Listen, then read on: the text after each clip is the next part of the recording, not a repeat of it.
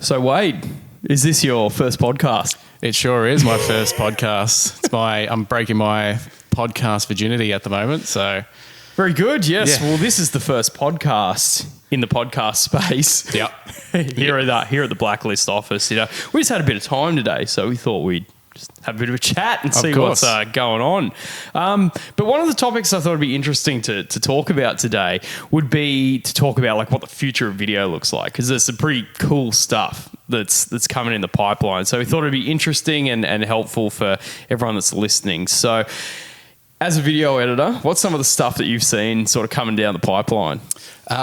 So it's always great to have a unique kind of video, and using AI would probably be great for video. So, for example, like Matt Cornell for Back for a Day, we used AI, having kind of photo frames that were all AI, just kind of appear behind him, and it was such a unique idea. And just if we keep, developing with AI with video, it will just get crazier and crazier and crazier. Yeah, well, I was actually watching a video the other day, and the software that we use is Adobe, and a lot of people moved away from that in recent years more to DaVinci, but we found Adobe really effective, and they're using a lot of really cool AI stuff. And one of the presentations that Adobe had at their latest conference was about using generative AI for video. So I watched this conference, and there was a guy walking down the street. And they said, I think it'd be better if this guy had a tie. So they just masked around where they wanted to have a tie and just typed in tie, and it created one.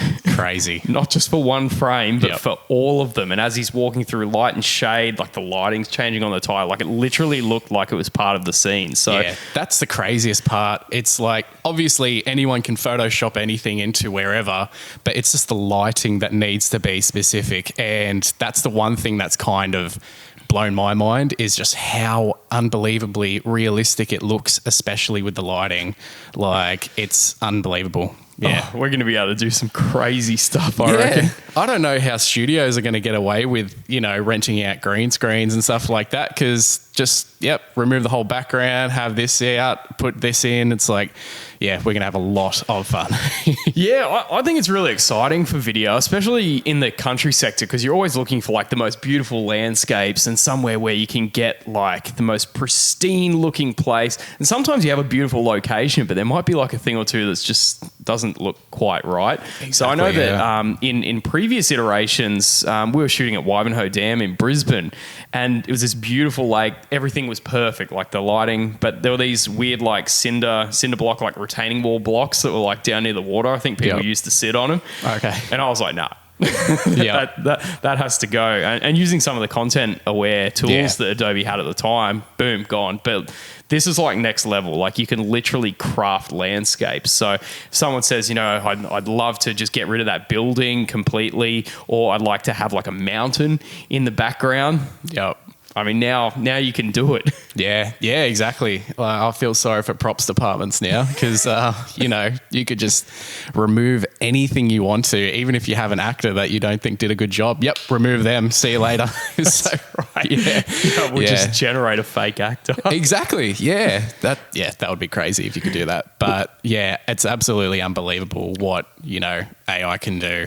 Yeah, well, this is one of the things that I think is going to happen in the future with AI getting so good. Is I've said this for probably a few years now, and I think it's still a few years away, but I think what actors will do in the future is they will actually license their image. So they won't even need to be in a movie. You'll just be able to use The Rock. Yeah. Oh, yeah. Yeah. No, that's crazy. But a few years ago, you probably would think that would just be an unbelievable idea, but now it's coming to be realistic. That's the way that it's going. It's so insane. And I think there's a lot of parallels between the film industry and the music industry. I think labels, knowing what labels are like, they're probably going to get to a point where they just manufacture their own artists and get them to release music. So I think probably something that's really important for musicians in particular is to have something really unique and creative, something that, you know, labels haven't really thought of that people are going to be attracted to. So when they do start rolling through these AI artists, you're still going to be fine, and you know, people are still going to want to pick up what you're putting down. Yeah, exactly. That's where it all comes into being unique as an artist, because AI is picking up and anyone can pretty much sing any other song now using AI. Yeah, it's... I've seen some incredible ones. Yeah, there's some really weird ones. Like, I've heard a toothbrush sing a Katy Perry song somehow. And yeah, that's the world that we live in at the moment. It is the world that we live in, and I'm sure somehow that's got over 1 million views. Yeah, more views than I would like to admit. So so that's going to be a really interesting one. But also, I thought it'd be good to talk about perhaps the future of video too, like outside of AI, like how video is consumed, you know, where you can find video more, because the landscape's obviously changing a lot. Yeah, exactly. Yeah, like video is everywhere. Like, if you want people to, you know, book you for festivals or whatever like that, what are they going to do? Like, they need to watch you, and that's the art of video. Video is everywhere. All your socials, all of that is just, and it's just getting bigger and bigger and bigger, and more people are, you know, I mean, everyone's pretty much on social media now, but it just gets, you know, ridiculously large in terms of socials. And absolutely. You know, video, I think, is up to about 90% of all of the web traffic that's consumed.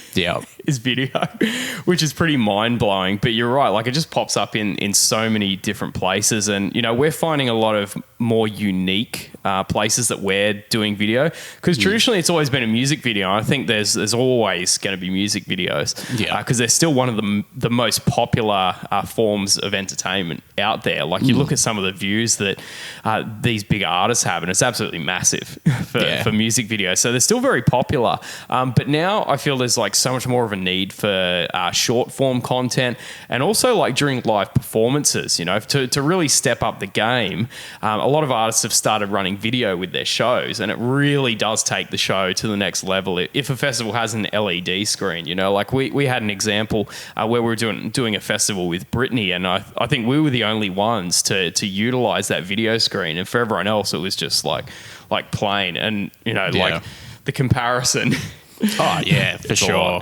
Yeah, exactly. Like what you're going to say, it's like, you know, it just adds something else, and just once you have all that, it's just, you're a complete package pretty much. And yeah, video is everywhere, and it's easy as, you know, going on your phone and like just videoing just everything that you're doing. And, you know, it's so important, but it's so underrated as well.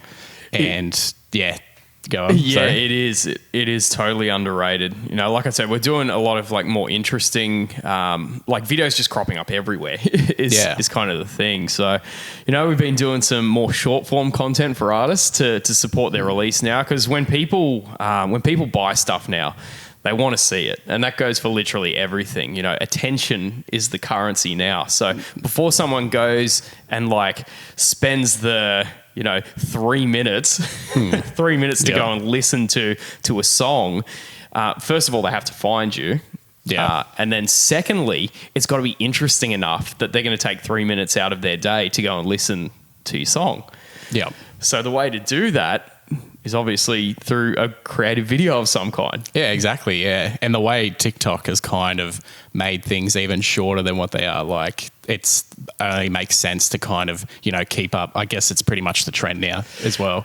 Yeah, I think there's going to be a real art form to the TikTok thing, because we've started doing obviously a lot more short form content. And I think the point of difference there is the idea and a lot of the execution, because anyone can hold up like a phone and, you know, they can get something decent and it might pop off. But if you're working, I guess, with people that have done it a little bit more and understand why things work and how things are different to every single other person with an iPhone, I think that's where the results are. Oh yeah, for sure. Like, once you see that it's on some sort of camera other than an iPhone or a Samsung, you can tell, okay, this person's meaning business. Absolutely. And I think it's a delicate balance. Like, you want to make it look organic to the platform at the same time. So obviously a lot of stuff is shot on iPhone, but you also want to have that just like next level sheen as well. And I think the way you do it is by incorporating the techniques of how someone would use an iPhone, but doing it professionally. Yeah. No, I totally agree. And it just shows that you're, next level kind of artist or business or whatever that really kind of cares for their own business or their brand. Yeah, definitely. It's been very interesting to watch, but I think a lot of the most successful artists tend to find a blend because, obviously hiring a videographer all the time is going to be quite expensive. But I think especially for bigger things, it's quite important to really showcase, especially when there's a lot of other artists, like at a festival or something. Like when your stuff comes out, like you want it to look the ducks. Oh yeah, for sure. Yeah, like filming a whole kind of concert off an iPhone. I don't think Taylor Swift or Ed Sheeran or anything will be doing that. But it's important to have. But as we said earlier, just super underrated. No one really, dives into it as much as what I think they should. Absolutely. Well, anything else? Any other ideas of where video might be used in the future or where it's going? I think, short form is kind of the way, and short form and AI, I reckon once they work together, I reckon that's going to be pretty hard to beat. Do you have any ideas yourself? I've got one more idea, but it's not so much. Well, it's kind of to do with content, but it's more to do with advertising. Yep. And I think one of the things that's going to be really interesting in the future is that I think AI is getting that good that it'll be able to generate video on the fly, and people buy the same product for different reasons. And I think with all of the data that's collected from people, like Facebook and Instagram and TikTok, like they can build up like a profile on you that you would not believe. Yeah. They know so much about you just from like simple clicks and taps and comments. It's crazy. So I think using all of this data over time, advertisers will actually be able to use AI to tailor an ad that they know will be more effective on you and convert at a higher level on the fly. Yeah. Yeah, it's crazy. And, 10 years ago, you probably would have thought that's just, that's ridiculous. But now, that's realistic. And that's like the way I reckon it will go. Yeah. And I think, especially here in Australia, there's a real culture of like not wanting to be sold to too much. Like Aussies love to buy, but they're like, oh, don't try and sell to me, basically. But I think with AI in the future, most people won't even realize that they're being sold to. Oh, yeah.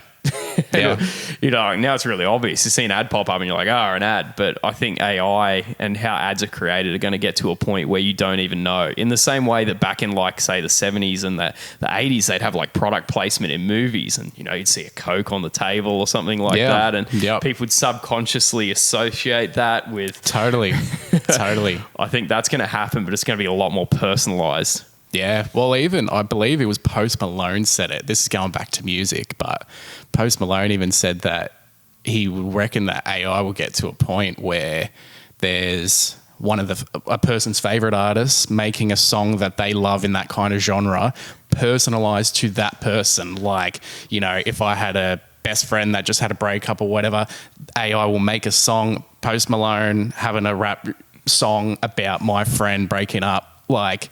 Bloody hell. And what's the point of having a real artist making this like song when that's, a thing? Far out. Yeah. It's really like commodifying attention in any way that can possibly be commodified. That's pretty cool. Yeah. But look, AI, everyone's saying it's going to take over the world. I'm here for it, but in the business sense, like, let's use it and to help create better, bigger things, whereas, just don't think it's going to take over the world. Well, that's it. I think a lot of people do say that. They're like, it's going to take over the world. But no, I think the world is going to be taken over by people that know how to use those tools. You heard it, you heard it here first. You heard it here first. And on that note, thank you guys so much for watching and listening. You'll find this one on Spotify because I actually have podcast episodes. Did you know? Yes, I do actually. Yeah. He knows. Wade knows. I listen to them daily.